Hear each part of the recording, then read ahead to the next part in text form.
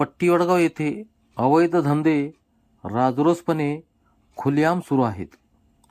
जणू काही शासनाने विनापरवाना अवैध देशी विदेशी व हातभट्टी व बनावट दारू विक्रीस परवानगी दिली की काय असे गावकऱ्यांना वाटत आहे.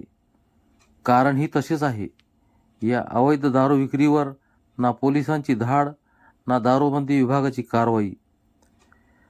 पोलीस प्रशासन व दारूबंदी विभाग झोपेत आहे की झोपेचे सोंग घेत आहे का कर्तव्य अधिकाराचा विसर पडला आहे असे गावकरी ग्रामपंचायतीला प्रश्न पडला असावा. गावातील अनेकांचे दारूमुळे संसाराची राखरांगोळी झाली, घरे उद्ध्वस्त झाली, आरोग्य धोक्यात आले. दारूच्या आहारी जाऊन व्यसनाधीन होऊन काहीजण मरण यातना भोगत आहेत.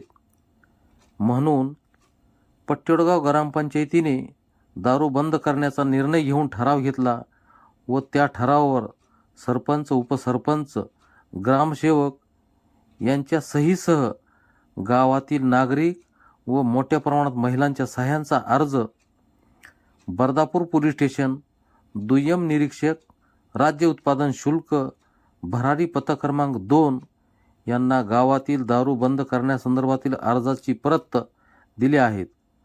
तरी यात गावच्या भल्यासाठी नेहमी तळमळ करणारे सामाजिक कार्यकर्ते सुरेश कांबळे व ग्रामपंचायत सदस्य प्रकाश वाकडे यांनी जर पोलीस प्रशासन व राज्य उत्पादन शुल्क विभागाने कार्यवाही केली नाही तर उपोषणाचा इशारा दिला आहे.